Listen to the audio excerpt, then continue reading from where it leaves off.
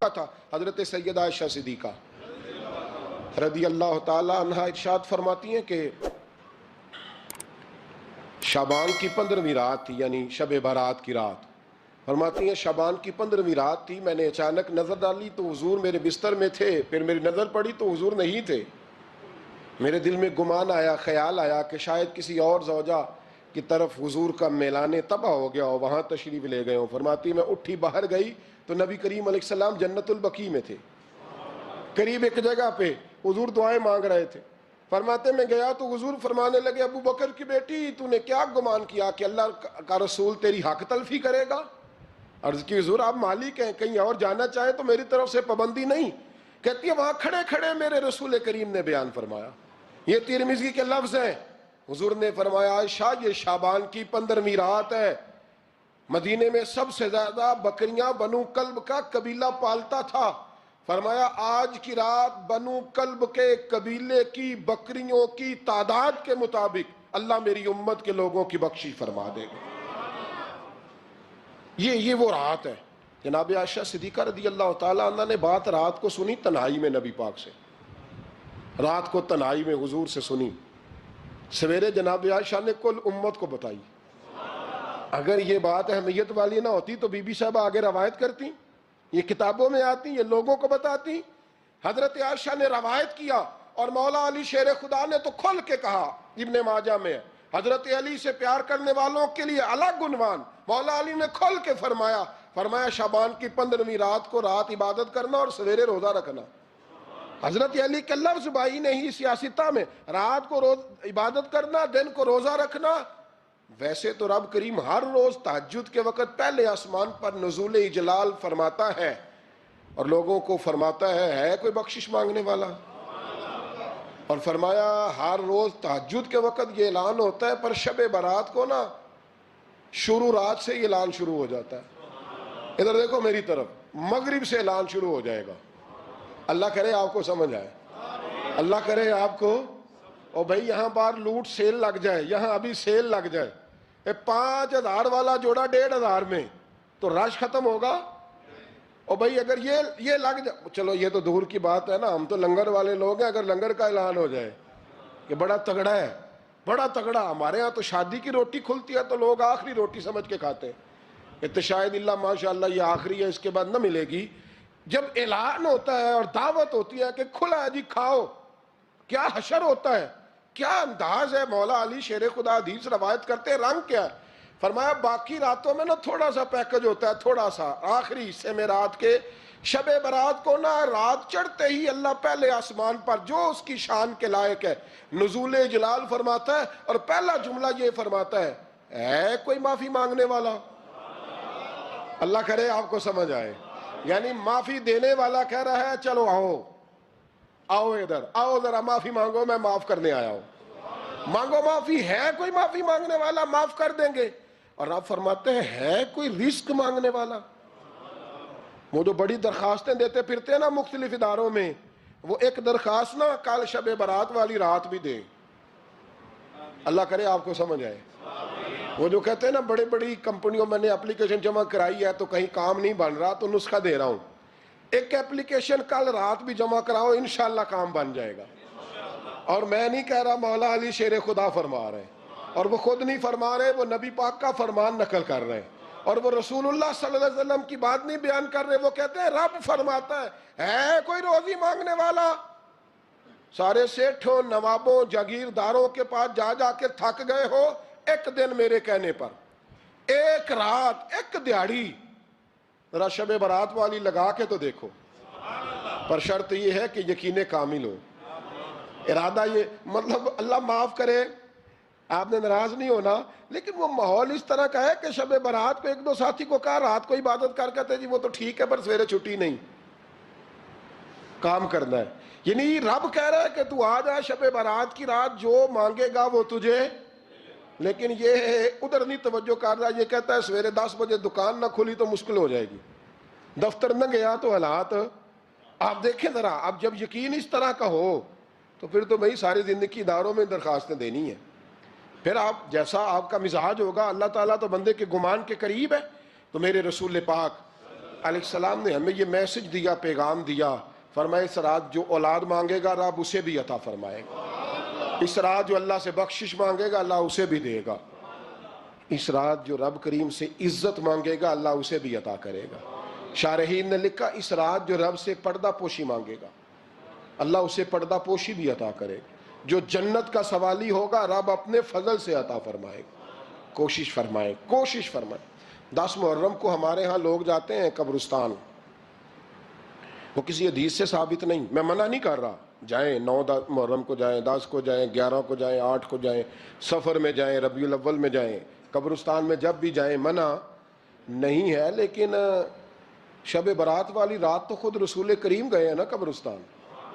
اب جو بات میں نے سمجھانی ہے اس کو سمجھیں، نبی پاک کی والدہ کا مزار نہیں ہے وہاں جنت البقیع میں، حضور کے کو بھائی بہن، حضور کیا کرنے گئے؟ امت کی بخشش کے لیے گئے۔ شب برات کی رات لالچی نہ بنے کہ صرف میں نے اپنے لیے روزی مانگنی ہے، کل امت کے لیے مانگے رب کریم سے، مانگے اپنے بھائی کے لیے، مانگے اپنی بہن کے لیے، مانگے اپنے بیٹے کے لیے، مانگے اپنی بیٹی کے لیے، مانگے اللہ کریم سے۔ یہ مانگنے کی رات ہے۔ پچھلی راتی رحمت رب دی کرے بلند آوازہ، بخشش منگن وارے کارن کھلا جے دروازہ، آئیں اللہ کی بارگاہ میں اس رات کو کھل کے دعا مانگیں۔ قبرستانوں میں نہ کچھ قبریں ایسی ہیں کہ جو بتاتی ہیں کہ سالوں بیت گئے ہیں کوئی آیا نہیں، کچھ قبریں بتاتی ہیں، اور کچھ بڑے قبرستان بڑے شہروں میں ایسے بھی ہیں کہ جن کا گورکن کہتا ہے کہ مجھے کمیٹی نے کہہ دیا ہے جہاں 4-5 سال کوئی نہ آئے وہاں نئی قبر بنا دیا کرو، وہاں نئی قبر بن جاتی ہے معاذ اللہ۔ او بھائی کچھ ہیں ایسے، کچھ ہیں، یہ جائیں نا اکبر بادشاہ یہاں لیٹا ہے لاہور میں، تو شعر لکھا ہوا ہے، بر مزارے ماں غریباں نے گلے پروانہ سوزز نے صدائے بلبلے، فارسی کا مقولہ لکھا ہے اس کی قبر پہ، کہتا ہے میں وہ غریب ہوں، اللہ بادشاہ ہے مقبرے میں لیٹا ہے، کہتا ہے میں وہ غریب ہوں کہ نہ یہاں کوئی پروانہ آتا ہے نہ بلبل آ کے گیت گاتی، کوئی آتا ہی نہیں، کوئی فاتحہ نہیں پڑھتا، کوئی فاتحہ نہیں پڑھتا۔ او بھائی کئی قبریں ایسی ہیں جن پہ سالوں بیت گئے کوئی لوٹا نہیں۔ اور مشکات میں حدیث ہے، میرے نبی کریم علیہ السلام نے فرمایا جو قبر میں ہوتا ہے وہ تو اس آدمی کی طرح ہے جو دریا میں ڈوب رہا ہے اور وہ انتظار کر رہا ہے کہ میرا بیٹا میرے لیے دعا مانگے، میری بیٹی دعا مانگے، پر بیٹے کو تو 27 سال ہو گئے، ملک سے باہر ہے، کاغذ بنے گے تو ابے کی قبر پہ آئے گا نا، اس کے تو کاغذات ہی نہیں مکمل ہو رہے، وہ بیٹے کو تو مشکل ہے بڑی، وہ تو کاغذات نہیں بن رہے، وہ تو دولت کا مطالبہ پورا ہوگا تو جب ہی وہ کام ہوگا نا۔ انتظار ہو رہا ہے قبروں میں میرا بیٹا دعا کرے، میرا بھائی دعا کرے، اور اگر بچہ دفن ہے تو وہ کہتا ہے میری ماں دعا کرے، میرا باپ دعا کرے۔ کوشش کریں شب برات بعد از مغرب یہ رواج پیدا کریں، یہ رسول اللہ کا طریقہ ہے صلی اللہ علیہ وسلم، قبرستان میں جائیں اور جا کر کے وہاں اللہ تبارک و تعالیٰ سے دعا مانگیں کہ یا اللہ جو اس قبرستان میں لیٹے ہیں وہ بھی، اور جو آج تک کلمہ پڑھنے والے دنیا سے گئے وہ بھی، اور جو قیامت تک جائیں گے وہ بھی، اے اللہ تو سب کی بخشش فرما دے۔ اللہ کی رحمت کو محدود نہ کریں کہ صرف مجھے بخش دے، اسے کہیں یا اللہ کل کی بخشش فرما۔ ساری امت کے لیے دعا کریں، شب برات کی رات نفل پڑھیں۔ ہمارے ہاں محفل ہوتی ہے ہر سال الحمدللہ، بڑے شوق سے بڑا خوبصورت ہم اہتمام کرتے ہیں، لیکن میں اکثر دوستوں سے کہا کرتا ہوں کہ جن کو اکیلے میں نفل پڑھنے میں مزہ آئے وہ اکیلے میں پڑھیں۔ کتنی کھلی بات کر رہا ہوں، میں پابند نہیں کر رہا کہ آپ یہاں آئیں گے محفل میں آئیں گے ضروری ہے، بھئی آپ کو اکیلے میں مزہ آتا ہے نا، کچھ لوگ تنہائی میں ہو تو دل زیادہ لگتا ہے، وہ تنہائی میں کریں اللہ اللہ کوئی حرج نہیں، لیکن کچھ ایسے ہیں کہ نعت سنتے ہیں تو دل نرم ہوتا ہے، تقریر سنتے ہیں تو دل نرم ہوتا ہے، تو جن کا اس طرح نرم ہوتا ہے وہ مسجد میں آئے بات سنیں۔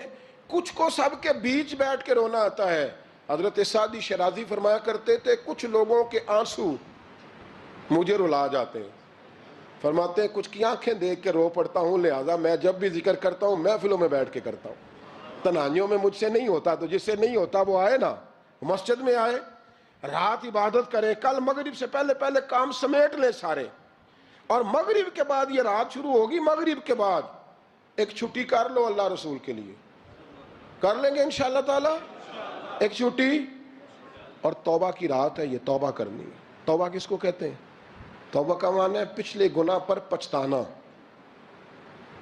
شرمسار ہونا، کہتے نہیں اے کاش میں نہ کرتا، اور وہ لفظوں میں نہیں، جملوں میں نہیں، توبہ رٹی رٹائی نہیں، شرمسار ہونا اور آئندہ گناہ نہ کرنے کا پکا ارادہ کرنا، اس کا نام توبہ ہے۔ دیکھیں اللہ تعالیٰ فضل کرے، میں نے پچھلے سال کہا تھا، پھر کہتا ہوں، مسجدوں سے نا شب برات کی رات، شب قدر کی رات چیخوں کی آوازیں آتی ہیں، لوگ اتنا روتے ہیں نا، رونا چاہیے، کم روتے ہیں زیادہ رونا چاہیے، لیکن سوال یہ ہے کہ اتنا زیادہ لوگ شب برات کی رات روتے ہیں، کیا پھر سویرے بددیانتی ختم ہو جاتی ہے؟ جو رات مسجد میں کھل کے رو کے آیا ہے اس کا پروگرام ہے نا کہ اب ملاوٹ کبھی نہیں کرے گا، اب گاہکوں سے جھوٹ کبھی نہیں بولے گا، اب وہ بددیانتی کا معاملہ کبھی نہیں کرے گا، لیکن رات روتا بھی رہے اور سویرے پروگرام یہ ہو کہ میں نے پھر لوگوں کو فریب دینا ہے، داؤ لگانا ہے، تو اس نے توبہ کی یا رات کے یہاں بس یہ ایکٹنگ کر کے لوٹ آیا ہے؟ یعنی بڑی سجا بنا کر کے سوار کر کے رات توبہ کی، کیا مطلب ہے توبہ کا؟ کہ توبہ آپ نے کی۔ حضرت حسن بصری سے کسی نے کہا توبہ کیا ہے؟ فرمانے لگے توبہ یہ ہے کہ جس گلی سے رب نے تجھے منع کیا ہے دوبارہ پھر تو اس گلی میں نظر نہ آئے، تو نظر ہی نہ آئے، اور جس جگہ جانے کا رب نے تجھے حکم دیا ہے پھر تو دوبارہ وہاں سے غیر حاضر نہ ہو۔ اگر یہ پروگرام ہی نہیں، ارادہ ہی نہیں، بچے ایک دو مجھے کہنے لگے کل حضرت صاحب توبہ کے موضوع پر ہم نے گفتگو کرنی ہے تو کوئی باب بتائے کہاں پہ ہے، کچھ بچے شاگرد ہیں، کچھ مسجدوں میں جمعہ پڑھاتے ہیں، ایک نے مجھ سے کہا، تو میں نے کہا بیٹے پہلے مسجد میں جاؤ، 2 نفل پڑھو، توبہ کرو، توبہ کا ارادہ بناؤ، یہ رسم نہیں ہے۔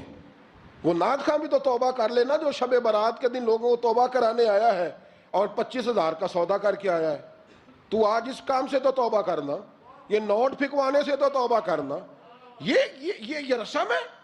ساری رات توبہ توبہ توبہ توبہ، یہ کیا معنی ہے اس کا؟ کیا مطلب کریں؟ امام غزالی فرماتے ہیں کہ ایک آدمی بادشاہ کا گارڈ تھا، سپاہی تھا، اس کا پہرے دار تھا، نگرانی کرتا تھا، بڑی وفاداری سے نوکری کرتا رہا، بادشاہ نے اسے تنخواہ کے علاوہ بھی بڑا نوازا، اسے بادشاہ نے بڑے الاؤنسز دیے، بادشاہ نے بڑا کچھ دیا، مکان دیا۔ کچھ سالوں کے بعد بادشاہ کو پتا چلا کہ یہ میرے لیے نہیں آتا تھا، اس کی تو میری کنیز پر نظر تھی، اس نے تو رات کی ڈیوٹی اس لیے لگوائی تھی کہ کنیز پر نظر تھی۔ تو امام فرماتے ہیں کہ بتاؤ پھر وہ بادشاہ اس کے ساتھ کیا سلوک کرے گا؟ وہ کیا سلوک کرے گا؟ تو لوگ کہنے لگے حضور لگتا یہ ہے کہ وہ نا 4-5 حصوں میں کاٹ کے تو کتوں کے آگے پھینکے گا۔ آپ فرمانے لگے میرا رب تو بڑا ہی کریم ہے، وہ تو ایسے نہیں کرتا، لیکن بتلاؤ اگر اسے پتا چلے کہ یہ رسم کے لیے آیا ہے، اس کی تو نظر ہی مال پہ ہے، یہ تو سویرے بدلے گا نہیں، یہ تو دھوکہ دے رہا ہے، یہ تو توبہ کرنے آیا ہی نہیں، اس نے تو ڈھونگ رچایا ہے، اسے تو پہلے سے خبر ہے، تو پھر تم کیا امید رکھتے ہو؟ پھر کیا رویہ رکھتے ہو؟ شب برات کی رات دھاڑے مار مار کے رونا اور صبح اسی طرح دھوکہ دینا، اسی طرح فریب کرنا، اسی طرح جھوٹ بولنا، اسی طرح بددیانتی کرنا، اسی طرح لوگوں کو لوٹنا، تو یہ رسم نہیں ہے توبہ۔ توبہ تو بدل جانے کا نام ہے، توبہ تو پھر سنور جانے کا نام ہے۔ توبہ تو اس طرح ہے جس طرح حضرت ابراہیم ابن ادھم نے کی تھی، وقت کے بادشاہ تھے، بادشاہ جب توبہ کی تو پھر ہر چیز چھوڑ دی، پھر مال لوگوں میں بانٹ دیا اور پھر ٹاٹ کا لباس پہن کر زندگی گزاری۔ لوگوں نے کہا حضور یہ تبدیلی ہے؟ فرمایا تبدیلی نہیں، یہ میری توبہ ہے، یہ میری توبہ ہے۔ جب توبہ کی تو پھر بدل کے کی، جب توبہ کی تو پھر تبدیل کیا آپ نے۔ یہ کیا توبہ ہوئی؟ ساری رات روتے رہے، سویرے دکان پہ جا کے پھر قسم اٹھائی کہ مجھے تو پڑتا ہی 11,000 کا ہے، یہ توبہ ہے؟ تو آپ نے اور میں نے توبہ کرنی ہے تو انشاءاللہ تعالیٰ اس طرح کرنی ہے کہ پھر 15ویں شعبان کو بدل جائے۔ یہ جو موقع آتے ہیں نا شب برات کے، شب قدر کے، یہ بنیادی طور پر اللہ تعالیٰ کی طرف سے دی ہوا موقع ہوتا ہے کہ چلو تمہیں چانس دیتے ہیں، تمہیں چانس دیتے ہیں، پابندی کوئی نہیں، لیکن رب کی طرف سے نا موقع ملتا ہے، چلو تمہیں ایک موقع دیتے ہیں، چلو اپنے آپ کو کلیئر کر لو، تمہیں موقع دیتے ہیں۔ یا اللہ کیا کرے؟ کچھ بھی نہیں، آ کے نا سچے دل سے 2 رکعتیں پڑھ کے توبہ کرو، عرش کا مالک پچھلے سارے ہی معاف کر دے گا۔ کچھ بھی نہیں، آؤ موقع ہے۔ ان لوگوں کی باتوں پہ نہ جائیں جو بلا وجہ پریشان کرتے ہیں۔ ہمیں بھی روز ہی سوال آتے ہیں، دل نہیں کرتا، کچھ باتیں ایسی ہیں جو کرنے کو طبیعت نہیں چاہتی، میں کروں گا بھی نہیں۔ لوگوں کو شب برات کا حوالہ بھی نہیں مل رہا، حالانکہ ترمذی شریف میں حدیث موجود ہے، صحاح ستہ کی روایت ہے، ترمذی میں موجود ہے۔ پہلے کہتے ہیں صحاح ستہ سے دکھاؤ، جب صحاح ستہ سے مل گئی تو آپ اور کدھر جانا ہے؟ اور ابن ماجہ میں موجود ہے مولا علی کی روایت، اور ذرا ترتیب دیکھیے گا، یہ ترمذی کی حدیث ہے، اور امام ترمذی نے تو پورا باب باندھا ہے 15ویں شعبان پر، پورا باب۔ اب تمہاری مرضی ہے، اگر تم نہیں بات کو سمجھنا چاہتے۔ اور مجھے پتا کیوں یہ شب برات کیا لگتا ہے، مجھے کبھی کبھی یوں لگتا ہے کہ رب فرماتا ہے کہ رمضان سے 15 دن پہلے ہی پکی سچی توبہ کر لے، تیاری کر، پاک صاف ہو جا، تاکہ جب رمضان آئے نا تو پھر تجھے پاک ہونے کی ضرورت نہ پڑے، بس پھر تو آتا جائے اور میں تیرے اوپر رحمت نچھاور کرتا جاؤں۔ بس تو پہلے ہی تیاری کر، 15 دن پہلے ہی، 14 دن پہلے تیار ہو جا۔ کل رات اپنے آپ کو ذہنی طور پر تیار کریں، بچوں کو تیار کریں، گھروں کو تیار کریں۔ اب جب مہمان آتے ہیں نا بڑا کچھ کرتے ہیں، شب برات آئے تو مصلی ایک دفعہ دھویا کریں، ایک دفعہ مصلی دھویا کریں۔ فرش دھوتے ہیں نا، مہمانوں نے آنا ہے تو ایک کمرے کا فرش دھو کے صاف کریں کہ خواتین نے یہاں ساری رات نماز پڑھنی، یہ ارادے بنائیں۔ جس طرح آپ کہتے ہیں نا رات کو سفر کرنا ہے تو دوپہر میں تھوڑا آرام نہ کر لوں، تو کل دوپہر میں آرام کر لیں، تاکہ رات کو رب رب کرنا آسان ہو جائے، اللہ کی بارگاہ میں بیٹھنا آسان ہو جائے۔ مکمل طور پر ذہنی طور پر اپنے آپ کو تیار کریں، لیکن وقت ضائع نہ کرنا، گولڈن چانس ہے، اس کو مس نہ کرنا، یہ شب نجات ہے، اس کے ضرور قریب جانا۔ رب کریم سمجھنے کی توفیق عطا فرمائے۔ آخر دعوانا ان الحمدللہ رب العالمین۔